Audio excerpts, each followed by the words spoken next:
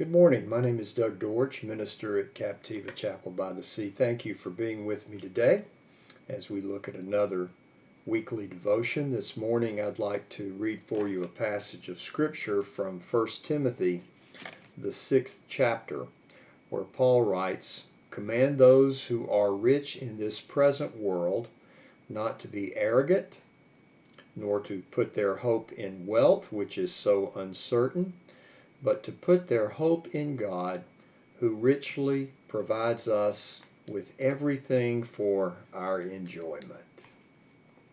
Let me ask you a question. When you think about your future, how would you characterize your thoughts?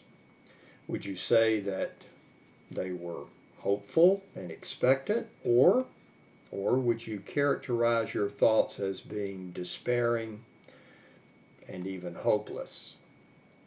My guess is that most of us would probably answer with the former. We'd like to think that our days ahead are days that we could anticipate being filled with all manner of good things, because hopefulness is more than something we can simply take or leave behind.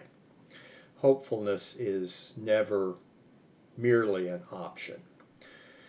Hopefulness instead is an ability to look even the most discouraging realities in the eye and say to those realities that they will not have the last word.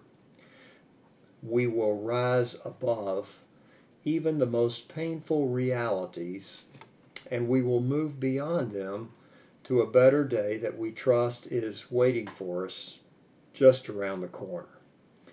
And that is why, as someone has said, you can take from people their wealth, which will hinder them, or you can take away from them their purpose, which will most certainly slow them down. But neither the loss of wealth nor the loss of purpose will inevitably paralyze us. You take away a person's hope, and you will stop them in their tracks. Because while someone might find a way to move forward without money or even without purpose, no one goes on without some measure of hope, which is something of the word that Paul ends his first letter to Timothy with. You remember Timothy, Paul's protege in the faith. Paul wrote 1 Timothy to encourage Timothy as to the good future that God had for him and for his church, so that Timothy might offer to the church the hope that whatever comes their way because of their faith in Jesus Christ, God would provide resources that would be sufficient for their every need. And so in the first part of the letter, Paul, as he ministers in Macedonia, wanted to counter false teachers who were endangering the unity of the church that Timothy was called to serve. And now at the end of the letter, Paul is warning Timothy not to allow believers to trust their tomorrows to anything other than their devotion to God, believing that God alone provides us the power that we need to be certain that we'll never lack for anything, regardless of whatever might come before us that would seek to derail us or to destroy us. I want you to notice in particular what Paul saw as the greatest threat to the good future that God has for us to know.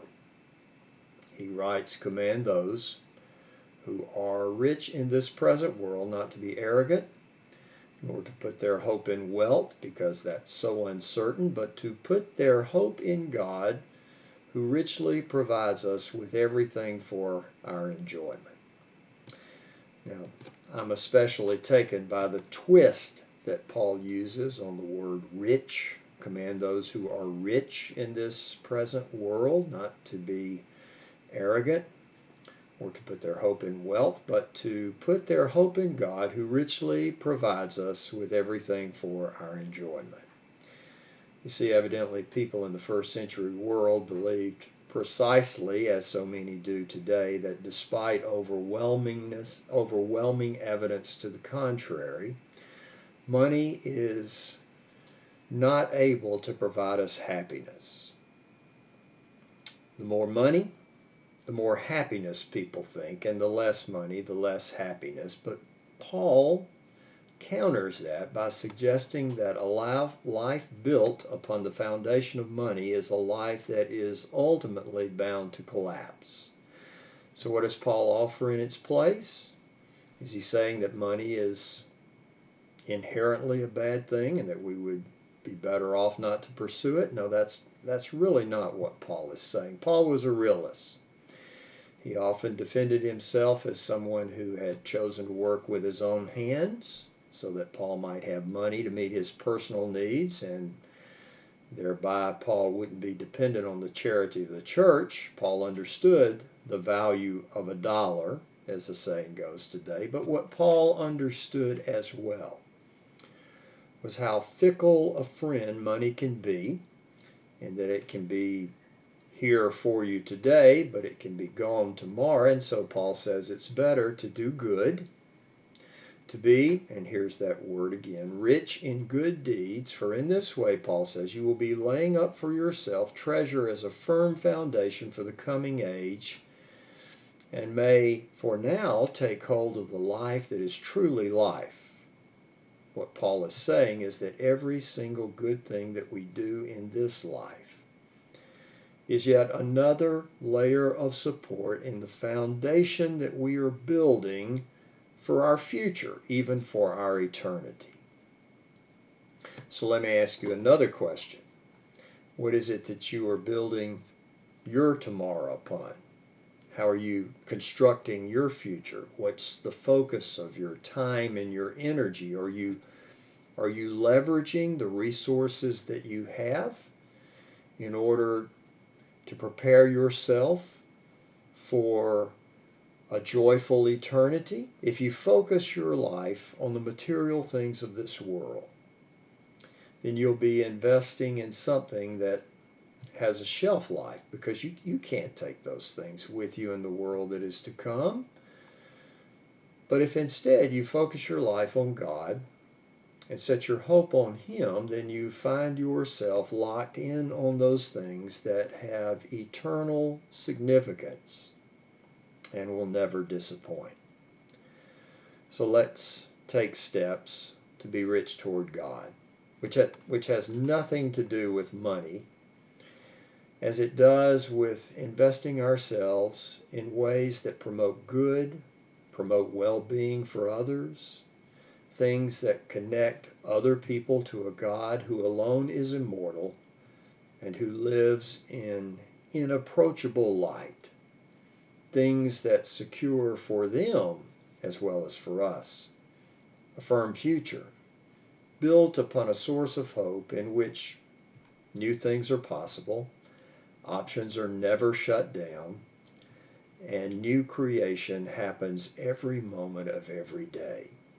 And when you think about it, that's the kind of future I believe all of us would say is worth pursuing with all our heart. I hope you have a great week. Set your hope upon God. Begin building your eternity on what you do to bless others and to experience blessing yourself. And I'll look forward to seeing you again next week.